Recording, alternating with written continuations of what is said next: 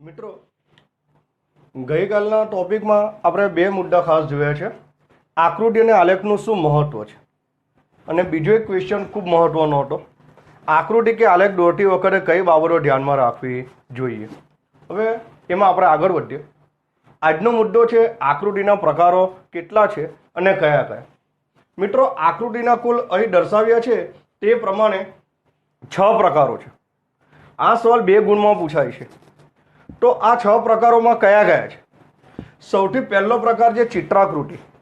મિત્રો, ધોરણ 11 આંકડાશાસ્ત્ર વિષયની અંદર તમે ચિત્ર પરથી કઈ રીતે આકૃતિ દોરવાની છે એ તમે શીખી ગયા છો. દાખલા તરીકે અમુક સંખ્યા આપેલી હોય અને એ સંખ્યા પ્રમાણે તમારે ચિત્ર અંકિત કરવાના હોય છે. દાખલા તરીકે કેરીઓ હોય તો કેરીના ચિત્ર દોરવાના હોય. દાખલા તરીકે ભાઈ 3 છે તો 3 કેરીઓ તમારે દોરવાની હોય. 4.5 કેરી છે તો 4 કેરીઓ દોરીને એક અડધી કેરી દોરવાની હોય. એવું તમે 11મા ધોરણના આંકડાશાસ્ત્રમાં શીખી જ ગયા છો. એ જ રીતે ઘઉં કે ડાંગરનું ઉત્પાદન કરવાનું હોય કે ઇલેક્ટ્રિક બલ્બની સંખ્યા છે એના ઉત્પાદન હોય તો એ તમે ચોક્કસ ચિત્ર દ્વારા રજૂ કરી શકો છો. તો ખૂબ સરળ છે ચિત્રાકૃતિ. બીજું આવશે વિકીર્ણ આકૃતિ. મિત્રો, છૂટાછવાયા બિંદુઓ અંકિત કરીને તમે એ બિંદુઓ જોડીને વિકીર્ણ આકૃતિ દોરી શકો છો. એની મદદથી તમે આકૃતિનો ગ્રાફ ઉપર કે નીચે તરફ જાય છે એ તમે જોઈ શકો છો. ખૂબ સરળ છે વિકીર્ણ આકૃતિ. ત્યાર પછી આવશે સમય આધારિત શ્રેણી દર્શાવતી આકૃતિ. મિત્રો, ચોક્કસ વર્ષનો સમયગાળો આપેલો હોય. દાખલા તરીકે 1950-51, 1960-61, 1970-71, 1981-90 અને એની સાથે સાક્ષરતાના જે આંકડા છે એ આંકડા દર્શાવેલા હોય તો તમે એ વર્ષ અને સાક્ષરતાના આંકડા કે પછી વર્ષ અને વસ્તીની માહિતી છે એ પણ તમે સમય આધારિત શ્રેણીની આકૃતિ દ્વારા દર્શાવી શકો છો. ત્યાર પછી આવશે વર્તુળ આકૃતિ. એ પણ ધોરણ 11ના આંકડાશાસ્ત્રમાં તમે શીખી ગયા છો. જેમ કે 2 સેમી, 3 સેમી ના તમે વર્તુળો દોરી શકો છો. નાનું માપ હોય તો એ પ્રમાણે નાનું વર્તુળ આવવાનું છે અને મોટું માપ હોય તો એ પ્રમાણે મોટું વર્તુળ આવવાનું હોય છે. એ પ્રકારે તમે જુદી જુદી ત્રિજ્યા આધારિત જે વર્તુળો છો એ વર્તુળો તમે ધોરણ 11ના આંકડાશાસ્ત્રમાં શીખી જ ગયા છો. તો એ વર્તુળ આકૃતિ ખૂબ સરળ છે. ત્યાર પછી આવશે સ્તંભ આકૃતિ, જે આના પછીના મુદ્દામાં આપણે લેવાના જ છીએ. તો જુદા જુદા સ્તંભો દોરીને આંકડાકીય માહિતીને દર્શાવવામાં આવે છે. સ્તંભ આકૃતિના આમ 3 પ્રકાર છે. સાદી સ્તંભ આકૃતિ છે, વિભાજિત સ્તંભ આકૃતિ છે અને એની સાથે આવશે પાસેની સ્તંભ આકૃતિ. એનો ઉલ્લેખ આપણે પછી કરીશું. અને ત્યાર પછી આવશે વૃત્તાંશ આકૃતિ. વૃત્તાંશ આકૃતિની અંદર માહિતીના વૃત્તાંશ શોધવામાં આવે છે. કુલ વૃત્તાંશ 360 અંશ જેટલા હોય છે. દરેક પેટા મૂલ્યને આધારે જુદા જુદા વૃત્તાંશ શોધવામાં આવે છે. એનું સૂત્ર છે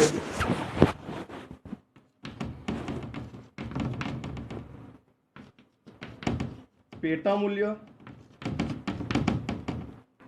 છેદમાં કુલ મૂલ્ય ગુણ્યા 360 અંશ. ધારો કે પેટા મૂલ્ય આપેલું છે 20, કુલ મૂલ્ય આપેલું છે 100 નો 360 વડે ગુણાકાર કરીએ તો 36×72 અંશ એ વૃત્તાંશ આપણે શોધી શકીએ. આમ જુદી જુદી વસ્તુઓ માટેના વૃત્તાંશ શોધીએ અને ત્યાર પછીનો સરવાળો કરીએ તો એ સરવાળો 360 અંશ જેટલો થવો જોઈએ.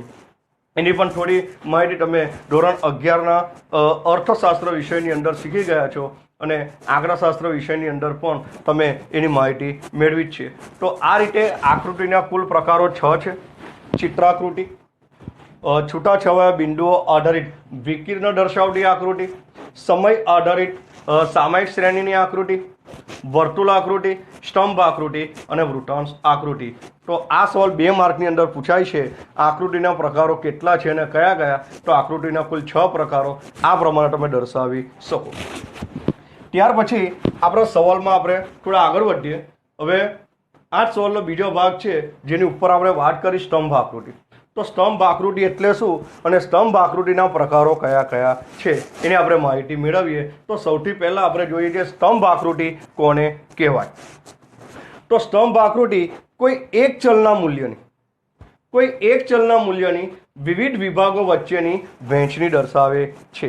આમ કોઈ એક ચલના મૂલ્યની વિવિધ વિભાગો વચ્ચેની વહેંચણી એને સ્તંભ આકૃતિ તરીકે ઓળખી શકાય. અને આ જ વ્યાખ્યાને વધુ સરળ રીતે સમજવી હોય તો 1 માર્કમાં સવાલ પૂછાય સ્તંભ આકૃતિ કોને કહેવાય, તો આ રીતે પણ લખી શકાય. કોઈ એક આધાર પર, દાખલા તરીકે વર્ષ આપેલો હોય, કોઈ પ્રદેશ આપેલો હોય, કોઈ મહિનો આપેલો હોય, તો એક આધાર થયો. એના પર કોઈ એક ચલનું મૂલ્ય દર્શાવતી આકૃતિ, દાખલા તરીકે વાયધરી ઉપર વસ્તીની માહિતી આપેલી હોય, ઉત્પાદનની માહિતી આપેલી હોય, આવક કે રોજગારીની માહિતી આપેલી હોય, આર્થિક વૃદ્ધિની માહિતી આપી હોય, એ તમે દર્શાવો તો એ તમારી સ્તંભ આકૃતિ ગણાશે. તો કોઈ એક આધાર પર કોઈ એક ચલનું મૂલ્ય દર્શાવતી આકૃતિ એને સ્તંભ આકૃતિ તરીકે ઓળખી શકાય. મિત્રો, સ્તંભ આકૃતિનો અર્થ પરીક્ષામાં 1 ગુણની અંદર પૂછાય છે, એટલે એને પણ તૈયાર કરવો જરૂરી છે. હવે સ્તંભ આકૃતિના પ્રકારોમાં આપણે પહેલો પ્રકાર લઈએ, સાદી સ્તંભ આકૃતિ. એનો અર્થ પણ સ્તંભ આકૃતિ જેવો જ છે. કોઈ એક આધાર પર કોઈ એક ચલનું મૂલ્ય દર્શાવતી આકૃતિને સાદી સ્તંભ આકૃતિ તરીકે દર્શાવી શકાય. દાખલા તરીકે 1951ની દેશની વસ્તી 36.1 કરોડ છે, જ્યારે 2011માં દેશની વસ્તી 102 કરોડ છે. આ માહિતી તમે આરામથી સાદી સ્તંભ આકૃતિ દ્વારા દર્શાવી શકો. આપણે આ આકૃતિને વધુ સારી રીતે સમજવા માટે એક ઉદાહરણ લઈએ છીએ. મહિનાના નામ આપેલા છે, જાન્યુઆરી માસમાં કેટલું વેચાણ થયું તેના એકમો આપેલા છે, અને ફેબ્રુઆરી માસમાં કેટલું વેચાણ થયું તેના એકમો આપેલા છે. હવે આ માહિતીને આપણે સાદી સ્તંભ આકૃતિ દ્વારા દર્શાવીએ. પણ સ્તંભ દોરતા પહેલાં તમે એક્સ અક્ષ પર શું દર્શાવો છો અને વાય અક્ષ પર શું દર્શાવો છો, કેટલા એકમ લો છો, એ દર્શાવવું પણ એટલું જ જરૂરી છે. જેમ કે એક્સ અક્ષ ઉપર સ્વતંત્ર ચલ એટલે કે મહિના દર્શાવવામાં આવ્યા છે ઉદ્ગમ બિંદુ નજીક, અને ઊભી ધરી વાય ધરી છે એના ઉપર વેચાણો એકમમાં દર્શાવવામાં આવ્યા છે. હવે આપેલી માહિતી પ્રમાણે જોઈએ તો જાન્યુઆરી માસમાં વેચાણ 20 એકમ જેટલું થયેલું છે. તો જાન્યુઆરી માસમાં 20 એકમ સુધીનો સ્તંભ તમે આ રીતે દર્શાવી શકો. બરાબર છે. અને એ સ્તંભ વધુ આકર્ષિત દેખાય એટલે એમાં કોઈ પણ પ્રકારના સેટ તમે દોરી શકો. તો જાન્યુઆરી માસ અને આ 20 એકમ એનો એક સ્તંભ તમારો તૈયાર થઈ ગયો. ત્યાર પછી આવશે ફેબ્રુઆરી માસમાં 40 એકમનું વેચાણ થયું. તો ફેબ્રુઆરી માસની અંદર અને 40 એકમ, તો ફેબ્રુઆરી માસમાં કુલ 40 એકમનું જે વેચાણ થયું એ 40 એકમનું વેચાણ તમે આ રીતે સ્તંભ દ્વારા દર્શાવી શકો. એની ઉપર એકમો લખી શકાય અને ત્યાર પછી એની અંદર ચોક્કસ શેડ કે રંગોનો પણ ઉપયોગ કરી શકાય. એક્સ અક્ષ ઉપર મહિના લીધેલા છે અને વાય અક્ષ ઉપર 1 સેમી બરાબર 10 એકમ, એ પ્રમાણે આપણે આંકડાકીય માહિતી અંકિત કરી છે. તો આ થઈ તમારી સાદી સ્તંભ આકૃતિ. ખૂબ સહેલી આકૃતિ છે. લગભગ પ્રાઇમરીમાં પણ તમે સાદી સ્તંભ આકૃતિનો ખ્યાલ મેળવેલો જ છે. તમે આ પ્રકારના સ્તંભોથી પરિચિત છો જ. મિત્રો, સ્તંભ આકૃતિમાં હવે આપણે બીજો પ્રકાર જોઈએ, પાસ પાસેની સ્તંભ આકૃતિ. મિત્રો, પાસ પાસેની સ્તંભ આકૃતિ 5 માર્કના આલેખની અંદર લગભગ કમ્પલસરી પૂછાય જ છે.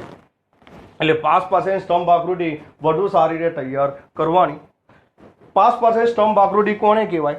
તો શરૂઆતના શબ્દો તો આગળના ડેફિનેશન પ્રમાણે જ છે કે કોઈ એક આધાર પર કોઈ એક ચલનું, આ તો સમાંતર જ છે, કોઈ એક આધાર પર કોઈ એક ચલનું એકથી વધુ વર્ગો માટેનું મૂલ્ય એટલે પાસ પાસેની સ્તંભ આકૃતિ દર્શાવે છે. કોઈ એક આધાર પર કોઈ એક ચલનું એકથી વધુ વર્ગો માટેનું મૂલ્ય પાસ પાસેની સ્તંભ આકૃતિ દર્શાવે છે. દાખલા તરીકે સ્ત્રી અને પુરુષની જે સાક્ષરતા છે એ સાક્ષરતા પાસ પાસેની સ્તંભ આકૃતિ દ્વારા દર્શાવી શકાય. હવે આને સમજવા માટે પણ આપણે એક ઉદાહરણ લઈએ. મહિના અને એકમનું વેચાણ. તો જાન્યુઆરી મહિનામાં કેરીનું વેચાણ 20 એકમ હતું, એ વધીને ફેબ્રુઆરી માસમાં 30 એકમ થાય છે. જ્યારે દ્રાક્ષનું વેચાણ જાન્યુઆરી માસમાં 30 એકમ હતું, એ વધીને ફેબ્રુઆરી માસમાં 40 એકમનું થાય છે. હવે આને આપણે પાસ પાસેની સ્તંભ આકૃતિ દ્વારા સમજીએ તો નીચે અગેન સ્વતંત્ર ચલ મહિના લીધેલા છે એક્સ ધરી ઉપર, અને ઊભી ધરી વાય ધરી ઉપર વેચાણ એકમમાં દર્શાવેલું છે. કેરીનું આપણે વેચાણ લઈએ તો જાન્યુઆરી માસમાં 20 એકમ. તો જાન્યુઆરી માસમાં કેરીનું એકમ છે વેચાણ છે 20 એકમ. હવે એ જ જાન્યુઆરી માસમાં દ્રાક્ષનું વેચાણ 30 એકમ છે. તો આ કેરી અને આ દ્રાક્ષ એમ જાન્યુઆરી માસમાં 20 એકમ અને 30 એકમ તમે દર્શાવી શકો. 20 એકમ માટેનો સ્તંભ દોરી દીધા પછી એની સાથે જ જોઈન્ટ કરીને તમે 30 એકમનો સ્તંભ પાસેની આકૃતિ દ્વારા દર્શાવી શકો છો. ધોરણ 11ના આંકડાશાસ્ત્રમાં આવી આકૃતિ પણ તમે શીખી ગયા છો. ત્યાર પછી ફેબ્રુઆરી માસમાં કેરીનું વેચાણ 30 એકમ છે. તો ફેબ્રુઆરી માસની અંદર કેરીનું વેચાણ 30 એકમ છે. એનો એક સ્તંભ દોરી દેવાનો અને ત્યાર પછી એની સાથે જોઈન્ટ કરીને ફેબ્રુઆરી માસમાં દ્રાક્ષનું વેચાણ છે 40 એકમ. તો એ 40 એકમ તમે આ રીતે જોઈન્ટ કરીને એની સાથે તમે દોરી શકો છો. તો આ તમારી કેરી અને આ દ્રાક્ષ બંને એકબીજાથી અલગ પડે એટલા માટે એકમાં તમારે ચોક્કસ શેડ કરવો પડે, જે સંજ્ઞા દ્વારા પણ તમારે દર્શાવવો પડે.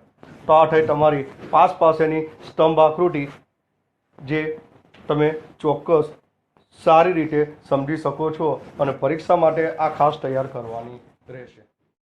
મિત્રો, હવે સ્તંભ આકૃતિના ત્રીજા અને છેલ્લા પ્રકારમાં આપણે જોઈશું વિભાજિત સ્તંભ આકૃતિ. એનો અર્થ પણ જોઈએ. દરેક સ્તંભના મૂલ્યને એકથી વધુ પેટા વિભાગોમાં વહેંચવામાં આવે છે. અહીં શબ્દ મહત્વનો છે, પેટા વિભાગોમાં વહેંચણી. તો દરેક સ્તંભના મૂલ્યને એકથી વધુ પેટા વિભાગોમાં વહેંચવામાં આવે છે. એનાથી બનતી આકૃતિને વિભાજિત સ્તંભ આકૃતિ તરીકે ઓળખીશું. એકથી વધુ પેટા વિભાગોમાં વિભાજન એની ડેફિનેશન છે. વિભાગોને અલગ અલગ દર્શાવવા માટે ચોક્કસ પ્રકારના રંગો કે શેડનો ઉપયોગ કરીને તમે વિભાજિત સ્તંભ આકૃતિ છે એને વધુ આકર્ષિત કરી શકો છો.